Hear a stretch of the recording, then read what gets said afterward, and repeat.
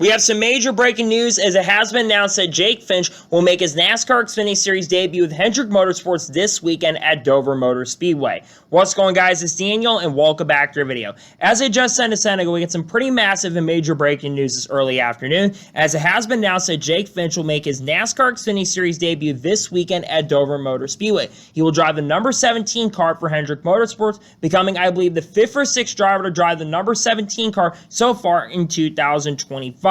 There have been rumors and speculation earlier this year, and a Dale Jr. down, I think back in March or April, that it was very likely that Jake Finch was going to be making a start in the NASCAR Xfinity Series with Hendrick Motorsports this year, but when it wasn't happening, I wasn't sure if it was really going to happen, but I've been hearing rumors and speculation about this, and now this is official. Now, for those who don't know who Jake Finch is the son of James Finch, who had an association with Hendrick Motorsports for many, many years. We all remember the 09 car that Brad Keselowski drove, the McHugh scheme that he drove in 2009 that win at Talladega, where he won against Carl Edwards after getting into Edwards a little bit, even though Edwards came down the racetrack. He won in that car, and also Kurt Busch nearly won with that same organization in 2012 at Sonoma Raceway and picked up a win for them in the NASCAR Xfinity Series at Daytona in 2012. Now, Jake Finch, over the course of the last 4 or 5 years, has been competing in ARCA. In 18 starts in ARCA, he has scored 1 win, that coming at Talladega Superspeedway in the 25 car for Venturini Motorsports, or the 20 if I'm not mistaken. He has picked up 5 top 5s, 3 of those coming last year, and has 12 top 10s in his career. Now, keep this in mind, so far in 2025, he's only raced in 2 races, one of those being a top 10, and he showed some decent speed there. In the ARCA East Series, he has picked up 1 win so far, that coming at Dover Motor Speedway in 2023, has scored 5 top 5s and 11 top 10s in 13 starts. And then in the ARCA West Series, he has made 6 starts with only 1 top 5 and 5 top 10s so far.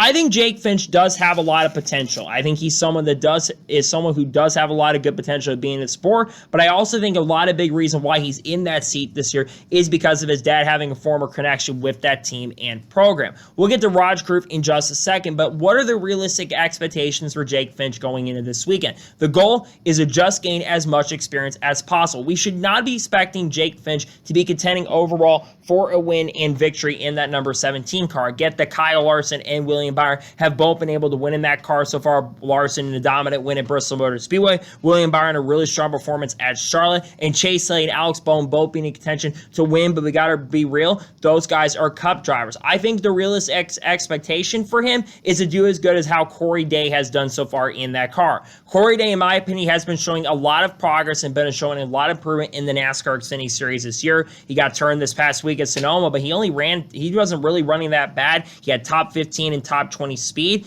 and I think that should be the goal for Jake Finch. If he can come into this week and they'll get like a top 10 or top 5, I'm going to be very impressed because you got a lot of really strong competition. What's also great to see about this, though, is that the number 17 car is continuing to run more races this year. They only were originally going to run around 14 or 15 races, but they've expanded their schedule. Of course, they've had Chase Elliott in the car earlier this year at Pocono. That was not a scheduled race for the team, and Corey Day, of course, is going to drive a majority of the races for the remainder of the year. So I think Jake Finch does have a great opportunity here, and I think he will get a good chance in a strong opportunity. Now, a lot of people are going to be asking, what about Raj Caruth? Isn't Raj Caruth technically supposed to drive some races for Hendrick Motorsports? In that same piece that Dale Jr. talked about on the Dale Jr. Down, I believe back in Phoenix earlier this year, I believe he mentioned Raj Caruth's name, so I do expect at some point before the end of the season that Raj Caruth is going to make some starts in the NASCAR Xfinity Series, and I think he should get the chance and opportunity to drive the number 17 car. If we're going to give Jake Finch an opportunity because of his last name, I want to see Raja get a chance because, one, Raja has the sponsorship with the team and program, and I think, two, Raj Caruth this year, while yes, he's not been as strong as I think a lot of us were expecting him, he certainly has not been terrible this season. That car's had some pretty good pace and strong speed at times when he's driven in the Craftsman Truck Series, and I think he's also improved throughout the year. He put up a really strong performance in Nashville, got a well-earned and well-deserved victory, which was more impressive than his win at Las Vegas Motor Speedway because he held off 2 really great challengers. But I think Raja really needs to take that next big step, and again, I think Raja will have the chance and opportunity to really take take that next big step going forward. But again, I do expect before the end of this season that Raja will make a start. I would not be shocked if Phoenix is not on the schedule. I would not be surprised if Raja makes a start for them at Phoenix. And who knows at this point, maybe next year we see Caruth move up full-time at Hendrick Motorsports. But you got to look at Corey Day as well. They're very high on Corey Day. I think there's a good chance Corey Day could be full-time in the NASCAR Xfinity Series next year. And you think about the Hendrick pipeline in general. You got Keelan Harvick, who I think many people are expecting because of the HendrickCars.com sponsorship. You've got Keelan Harvick, who's going to be fighting for one of those seats. And maybe down the road, if Connor Zilisch gets let go from Trackhouse 5 or 10 years down the road, maybe he'll be in a Hendrick car in the future. But you look at the future of Hendrick, right? Because you look at the age. You look at the drivers they've got currently in those cars. Kyle Larson, yes, he has struggled in the last 5 or 6 weeks. He's been the winningest driver at Hendrick Motorsports in the 2020s. He's won a championship for the program, the only one to win in the last 4 years at this point, a championship. Chase, of course, won the championship in 2020. He's had some pretty good speed as of late and got that win at Atlanta. But they've got a young group. I mean, the youngest driver on the team is William Byron, who's only 27 or 28 at this point. Their oldest driver, which is Kyle Larson, is 33 years old. Guys like Jake Finch, who are 20 years old at the moment. Corey Day, who just turned 19 this year, I believe. Raja, who's 22 or 23. Eventually, those guys are going to get the chance and opportunity to move up. But I think for all these guys, the big goal for them is to step it up to the plate and continue to improve. I think that's going to be the big goal for these guys going forward into the not-so-distant future. But I got to say, it's really cool to see Jake Finch get the opportunity. Yes, I do wish Caruth was getting more starts in this car. I think Raja has a lot of potential and a lot of capabilities to be really, really good with this team. But when you have someone who is as good, Jake Finch may not be at the level of, let's say, Corey Heim or Connor Zilisch, right? Or even probably Jesse Love at this point, or maybe even Raja. But I think when you got the sponsorship and you got the family connections helping you, that certainly helps your chances and opportunities to get those seats. Plus, he's not bringing a lot of sponsorship and funding to the table. I mean, think about this. His sponsor is from his dad, Phoenix Construction. They've been the only ones that have been really funding Jake Finch's career so far, which, to be fair, James Finch still has a lot of money that he's had because that's where he got a lot of his money, was being a business tycoon in real estate, if I'm not mistaken. So,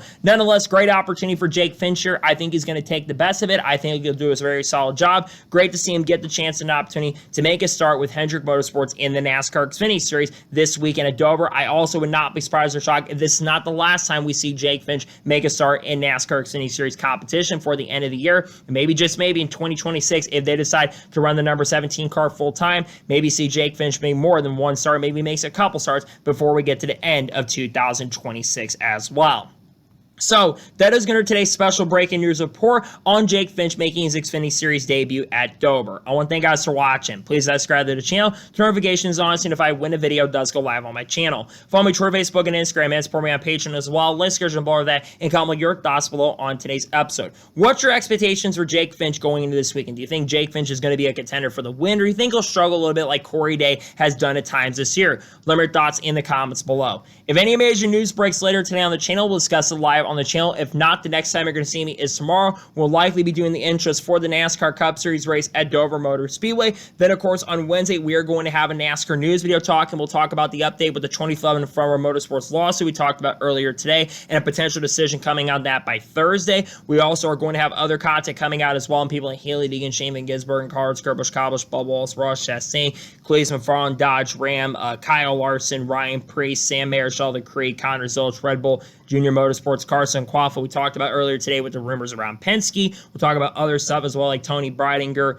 and many other things on the channel in the coming days and weeks as time progresses and goes on, along with Michael Jordan 2311 Front Row as well. So anyways, like I said, I want to thank you guys for watching today's episode, and I'll see you guys next time for more awesome NASCAR content and other motorsports content on the channel like this. Take care, everybody.